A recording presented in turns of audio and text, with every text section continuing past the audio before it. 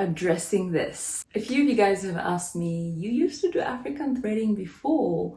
What happened? Did you stop? Do you do it? What's going on? We haven't seen the African threading videos.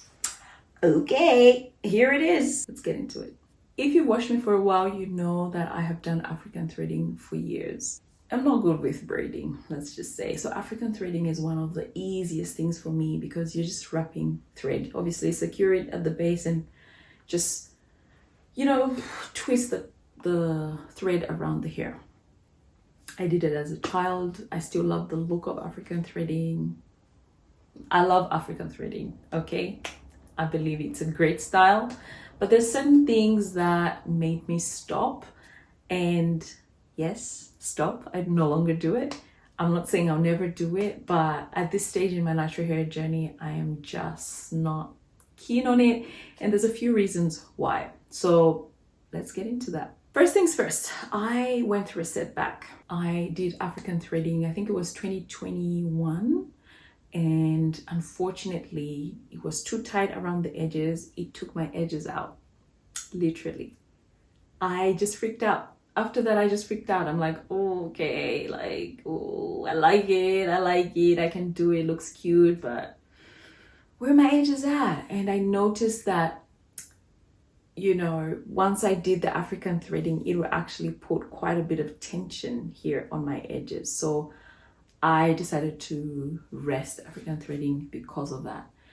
The other thing I want to say is that African threading did not only give me tension on the edges, it gave me tension on my nape in different places, particularly in the perimeter of my hair, okay? So it was a bit tender around the perimeter of my hair.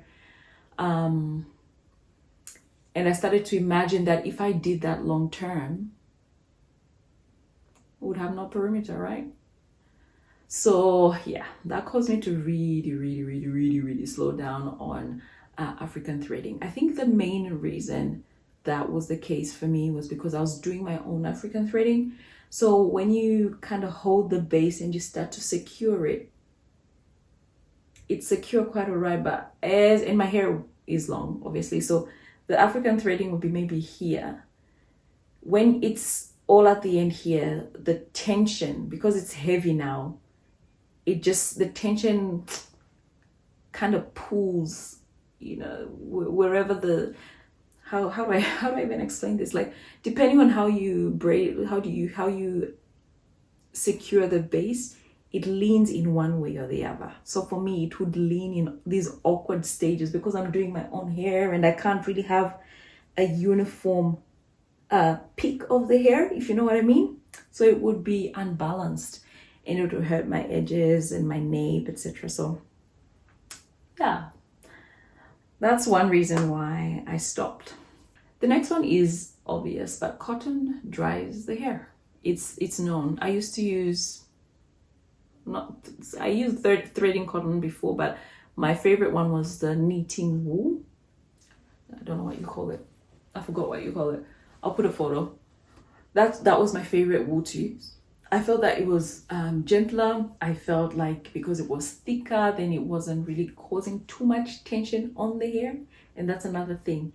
Cotton dries, but then you're also having that tension on every spot that is threaded with the thread. So yeah, it might be okay for some, but I was just thinking to myself like, maybe not. So yeah, that's why I stopped. That's another reason. The look of African threading, it's great. It's beautiful. But I didn't always manage to make it look good, if you know what I mean. African threading is one of those things where it either looks good or it doesn't. And for a long time, African threading was considered a childish style or a style you do for children. And when I came out with a video, a wearable African threading style, people jumped on it. It went viral because, wow, you can actually wear African threading in a mature style that actually looks like you're a grown-up. And that's how I wore it. But I didn't always manage to achieve that. And sometimes I would actually look not great with the African threading. So that was another reason that I sort of stepped back away from African threading. Next, it was uncomfortable. Not only here where it was pulling the edges, but because it's not flexible. So it's like you have rods in your hair. All right? So when you're sleeping, you sleep on the other side, you sleep on the back here, you've got the where the hair is gathered. So I found it uncomfortable. I guess after a few weeks or so, the hair would sort of start to relax, but yeah, I found it, you know, a little bit challenging in that sense. And moving on to talk about the next one is that I found it challenging to wash my hair and deep condition my hair within the African threading. Okay, I guess you could. I tried it a few times, but really the thread would start, you know, become undone. It was really hard to get product in the thread, in the hair that's threaded, and once the product's in there, it's hard to take it out. Yeah, so I had challenges there. And yeah, once I started learning about hydration and all that, I'm like, how am I gonna hydrate my hair? So yeah, now we say bye to African threading because of that, for now at least, until I find some solutions, but never say never, right? Lastly is just styling options. Unlike twists, right? African threading is one of those things where once you have the style, you have the style. It's done. You can't really, I guess you can put it in a bun, maybe twist it up here and put it in a bun, but that's pretty much it. It's not like you can have half up, half down, unless they're really tiny African threadings. It's not like you can part it on the side. I guess you could, but depending on how you braided the base, it might be awkward to bring it there. It's rigid, okay, at the base.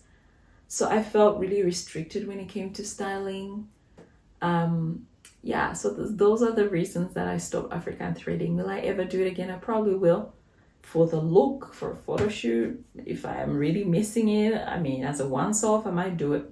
If I get a daughter, who knows, that might be the style that works for her. Obviously, because I'm doing it myself, so then I can be more realistic about it. You know what I mean? Or if I find maybe a silky material to do African threading with, that might work. But for now, I put African threading on pause because I was just experiencing a lot of challenges with it. Let me know if you African thread and if you have any solutions to some of the things I've shared. If African threading has worked for you, it is a good protective style in a way, but I feel like certain things were like counteractive. Is that the word? Yeah. And that's that, guys. That's all I wanted to talk about in this video to answer the question why I stopped African threading my hair. I hope you found value. I hope you found it helpful. Be sure to subscribe, like this video, share this video. Until next time, it's Coily Diaries. Bye.